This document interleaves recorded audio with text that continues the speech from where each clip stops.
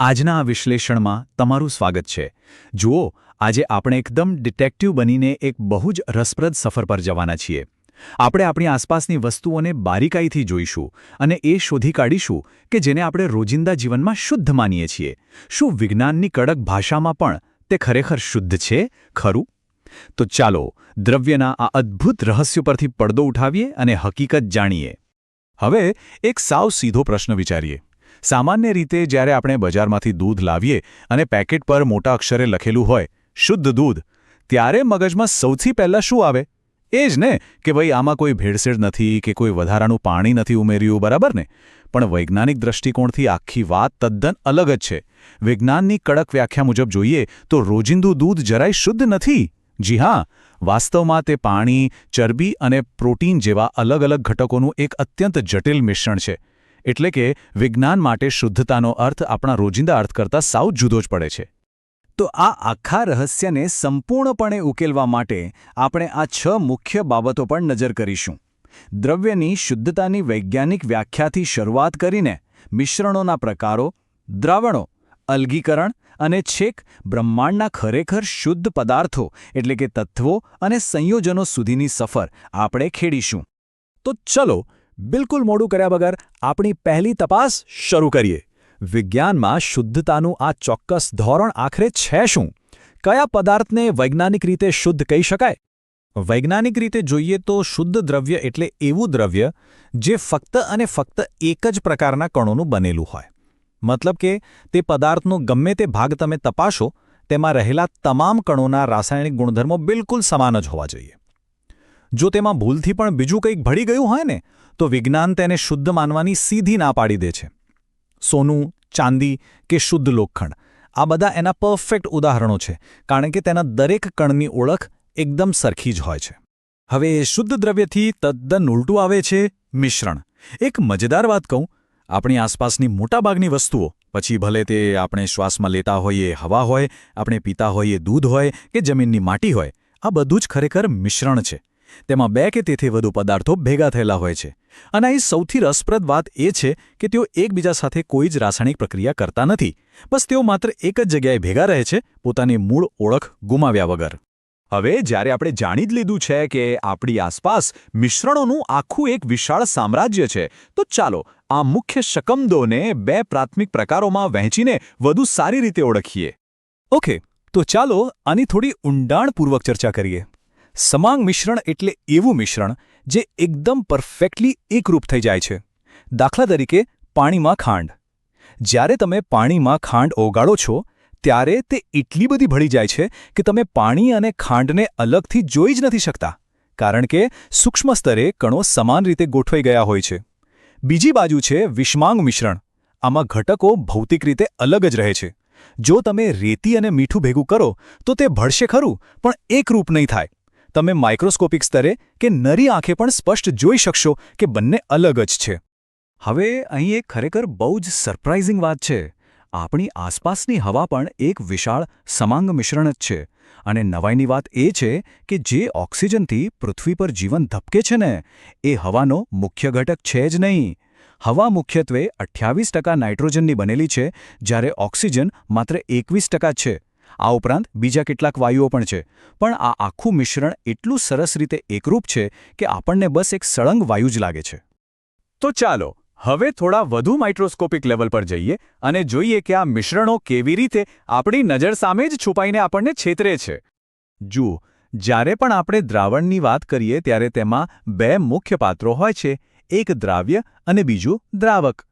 દ્રાવણમાં જે ઘટક ઓછો હોય અને જે ઓગળે છે તેને દ્રાવ્ય કહેવાય, જેમ કે ખાંડ.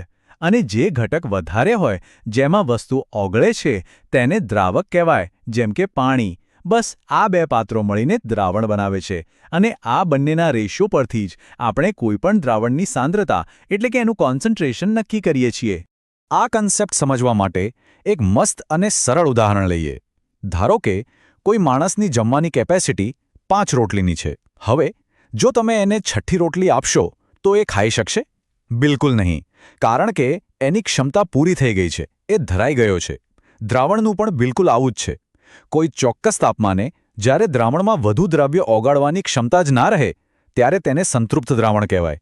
પણ હા, જો તેમાં હજુ વધુ ઓગળવાની જગ્યા બાકી હોય તો તેને અસંતૃપ્ત ગણાય છે. અને આ જ બાબત બહુ સુંદર રીતે દર્શાવે છે કે રોજિંદી વસ્તુઓ પાછળ કેવું ગહન અને છુપાયેલું વિજ્ઞાન હોય છે. કલીલ એવા મિશ્રણો છે જે દેખાવે તો સમાંગ લાગે પણ હકીકતમાં તે વિષમાંગ હોય છે. આ દ્રાવણો પોતાની સાચી ઓળખ એટલી ચતુરાઈથી છુપાવે છે કે વાત ના પૂછો. દાઢી કરવા માટે વપરાતી શેવિંગ ક્રીમ એ બીજું કંઈ નહીં પણ પ્રવાહીમાં ફસાયેલો વાયુ જ છે. એ જ રીતે માખણ એ ઘન પદાર્થમાં પ્રવાહીનું અદ્ભુત મિશ્રણ છે અને કાદવ એ પ્રવાહીમાં ઘન પદાર્થનું. સાચું કહું તો આપણી આંખો વારંવાર આ કલીલ દ્રાવણોથી છેતરાઈ જ જતી હોય છે.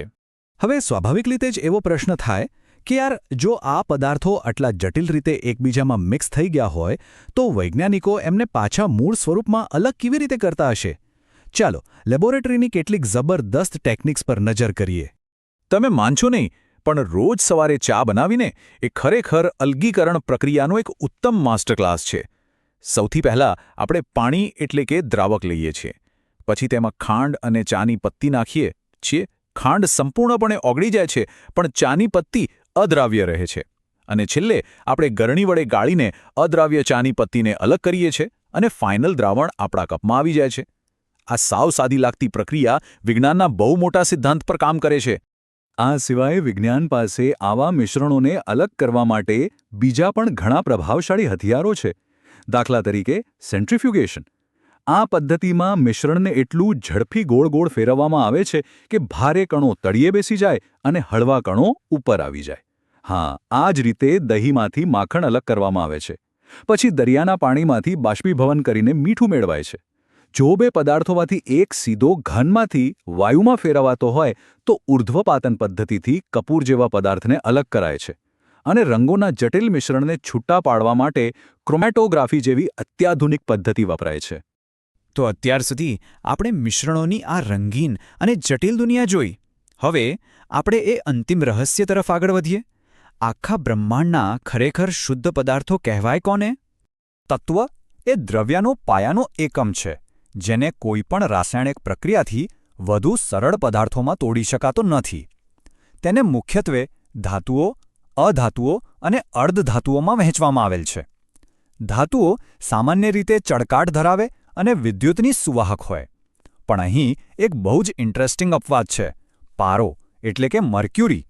પારો એક ધાતુ છે, છતાં પણ તે ઓરડાના સામાન્ય તાપમાને પણ પ્રવાહી સ્વરૂપમાં જ રહે છે, જે તેને બાકીની બધી ધાતુઓથી સાવ અલગ પાડે છે.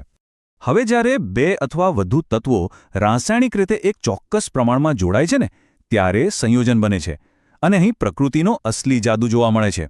ઉદાહરણ તરીકે, સોડિયમ એક એટલી સક્રિય અને ખતરનાક ધાતુ છે કે પાણી અડતા જ ભડકો થઈ જાય, અને ક્લોરિન એક ઝેરી વાયુ છે.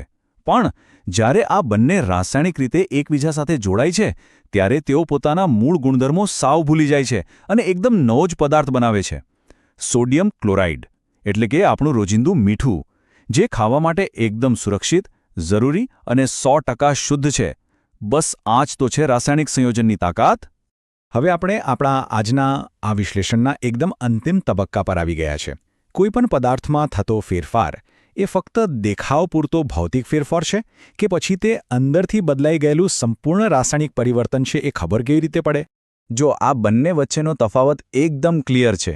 જ્યારે તમે ફળો કાપીને ફ્રૂટ સલાડ બનાવો છો ત્યારે ફળોના ટુકડા થાય છે, એનો આકાર બદલાય છે, પણ એનો મૂળ ટેસ્ટ કે રાસાયણિક ગુણધર્મો નથી બદલાતા. આ એક ભૌતિક ફેરફાર છે. પરંતુ જ્યારે લાકડું સળગાવવામાં આવે ત્યારે તે હવામાં રહેલા ઓક્સિજન સાથે પ્રક્રિયા કરીને કાર્બન ડાયોક્સાઇડ અને રાખ જેવો તદ્દન નવો જ પદાર્થ બનાવી દે છે, જેને પછી તમે પાછું લાકડું ના બનાવી શકો. તો આ થયો તમારો રાસાયણિક ફેરફાર. તો મિત્રો, આ આખા ઊંડા વિશ્લેષણ પછી એક વાત તો સ્પષ્ટ થઈ ગઈ કે શુદ્ધતાનો અર્થ વિજ્ઞાનની નજરે કેટલો અલગ અને સચોટ હોય છે. હવે તમારી અંદરના ડિટેક્ટિવને જગાડવાનો વારો છે. જરા તમારી આસપાસ નજર દોડાવો, ઘરમાં પડેલી વસ્તુઓ ધ્યાનથી જુઓ. તમે જે પાણી પીઓ છો, જે હવા શ્વાસમાં લો છો કે આજુબાજુ પડેલી બીજી વસ્તુઓ, શું એ બસ એક મિશ્રણ છે કે પછી કોઈ શુદ્ધ સંયોજન? રોજિંદા જીવનમાં છુપાયેલા આવા કમાલના વિજ્ઞાનને જોતા રહો, તમારા મગજને થોડું કસતા રહો અને નવી નવી વસ્તુઓ વિશે વિચારતા રહો. બસ તો ફરી મળીશું આવા જ એક નવા અને જબરદસ્ત વિશ્લેષણ સાથે.